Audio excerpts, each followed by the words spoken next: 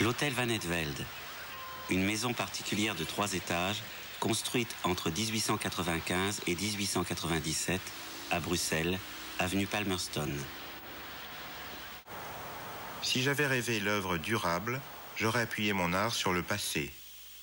Mon architecture dénuée de tout emprunt, loin de s'inscrire dans l'œuvre permanente, tend vers l'œuvre passagère.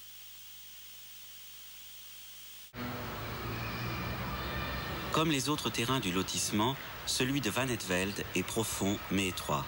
32 mètres de long pour seulement 9 de large. Mais l'architecte décide de l'occuper dans sa totalité. Il construit un corps de bâtiment en fond de parcelle, là où d'habitude se trouve le jardin. Et un autre corps de bâtiment du côté de l'avenue, chacun avec son toit. Et reliant les deux, une cour intérieure sous verrière, ce qu'on appelle un puits de lumière, qui permet à la lumière d'irriguer le cœur de la maison.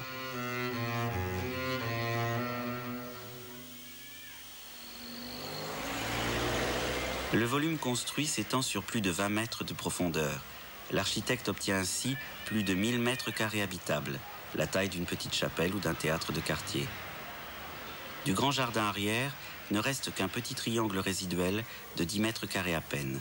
Mais qu'importe, le puits de lumière le remplace au sein même de la construction.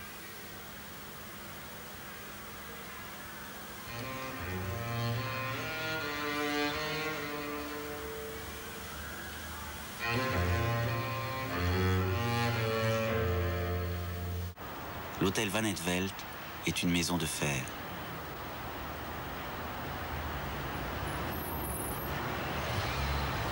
Le fer s'affiche en façade, mais aussi à l'intérieur, dans la pièce la plus prestigieuse, le grand salon.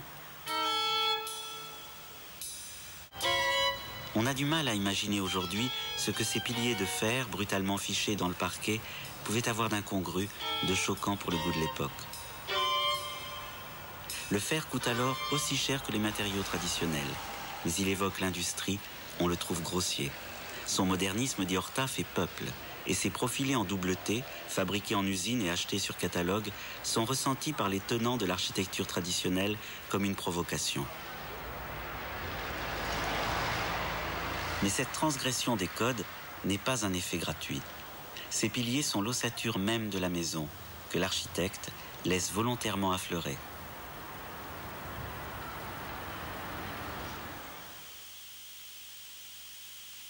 En 1895, l'usage du fer en architecture n'a rien de nouveau. Depuis le milieu du siècle, sa fabrication est passée au stade industriel. Et on s'en sert couramment pour élever en un temps record d'énormes structures d'un seul tenant, impossibles à réaliser avec la voûte de pierre ou le plafond de bois.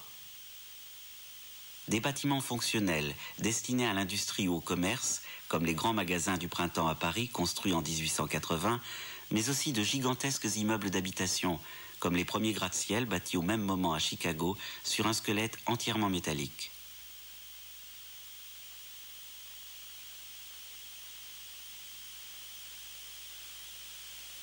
Ce qui est nouveau dans l'hôtel Van het Velde, c'est que pour la première fois, un architecte s'empare de ces techniques et les applique à une maison particulière.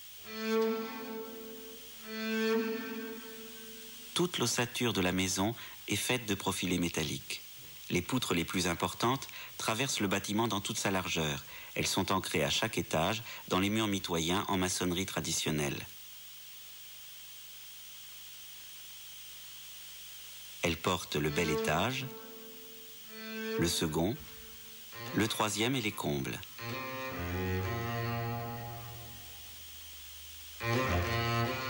La façade elle-même n'est qu'une sorte de grille de fer, simplement accrochée à cette armature.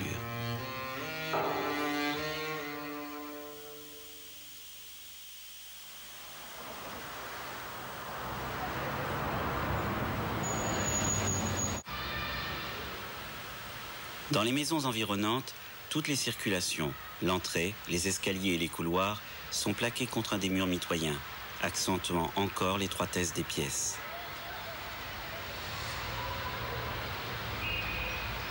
Dans l'hôtel Van het Velde, l'entrée est aussi sur le côté. Mais passé l'entrée, on part en oblique car les escaliers sont du côté opposé. 2 volets de marche enveloppent l'octogone du jardin d'hiver et permettent d'accéder au niveau du bel étage.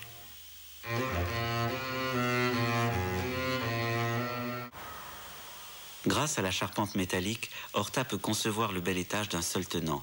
Il n'a plus besoin de murs porteurs. Les cloisons qu'il met en place ne sont que des écrans indépendants de la structure. Il peut les disposer où il veut, moduler l'espace à volonté.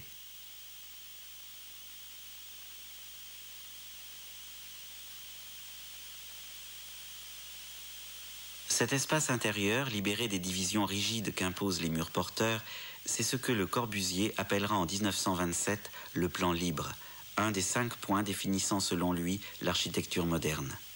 Jusqu'à la fin de sa vie, Horta en revendiquera la paternité. Le vide clos du haut du puits de lumière fait place ici à un espace octogonal légèrement en contrebas de l'étage proprement dit. Sur les plans, cet espace est tantôt appelé hall, tantôt jardin d'hiver. C'est le cœur de la vie sociale de la maison. Il sépare la salle à manger avec sa porte en verre Tiffany au fond du bâtiment, du grand salon dont les fenêtres donnent sur l'avenue. Le puits de lumière change de fonction en changeant d'étage. Mais que ce soit dans l'espace de réception du bel étage ou dans l'espace de la vie privée des étages supérieurs, c'est l'axe autour duquel la maison est conçue.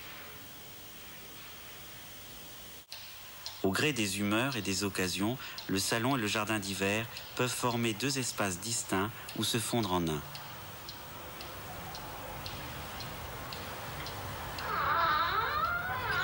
L'impression de fluidité tient à cette mobilité des parois et aux transparences qu'elles permettent.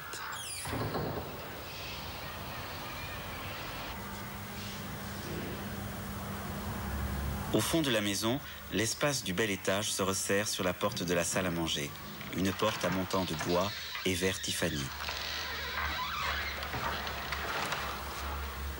Le transparent fait place au translucide. On rentre dans un univers plus opaque, plus intime. Le fer s'efface au profit du bois, en apparence du moins, car les piliers de fer sont toujours là. Il suffit d'enlever l'habillage de bois qui les cache pour retrouver les mêmes profilés en doubleté. Il ne s'agit plus ici d'afficher le principe constructif de la maison, mais de respecter le climat chaleureux qui convient à une salle à manger.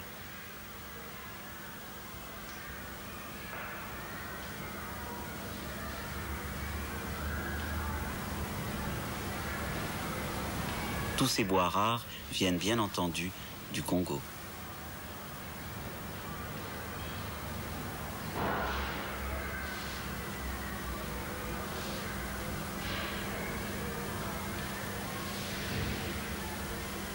Horta dessine lui-même le moindre détail de l'ameublement et du décor.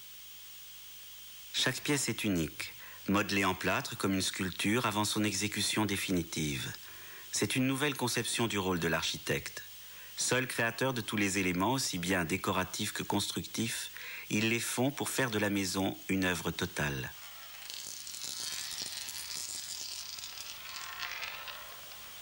Les traditionalistes de l'époque condamnent le style Art Nouveau et ses courbes sinueuses, d'une luxuriance toute païenne. Mais pour Horta, les spirales de cette mosaïque sont l'aboutissement d'une démarche rationnelle. Elles soulignent le rôle pivot de l'octogone du jardin d'hiver. Elles sont assujetties au plan qu'elles doivent rendre plus lisibles.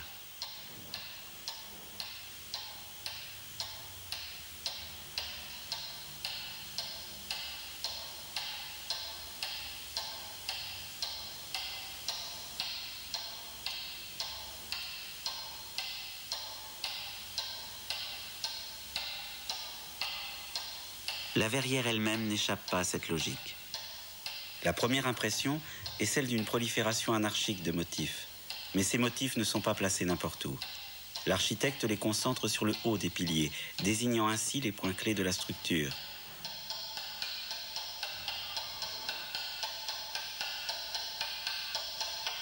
Entre ces points clés, les motifs disparaissent. Les nervures, dans leur sobriété, se suffisent à elles-mêmes.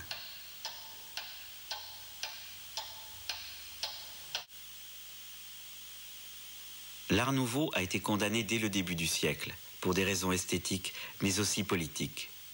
En 1896, parallèlement au chantier de l'hôtel Van Etveld, Horta commence la construction de la Maison du Peuple pour le Parti ouvrier belge. Dès lors, dans l'esprit du public, son œuvre sera associée aux socialistes, aux révolutionnaires, et rejetée comme telle. En 1920, un ancien ministre des Beaux-Arts achète à bas prix cet hôtel particulier construit par Horta pour le notaire Charles Roger. Le ministre dépense ensuite une véritable fortune pour faire disparaître de la façade toute trace d'art nouveau.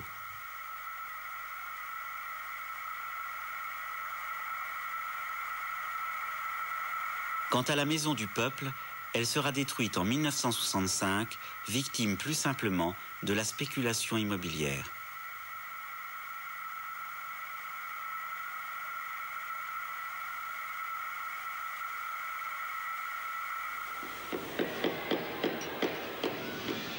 L'hôtel Van Etveld a survécu, mais ce n'est qu'en 1976 qu'un classement l'a protégé définitivement de la démolition.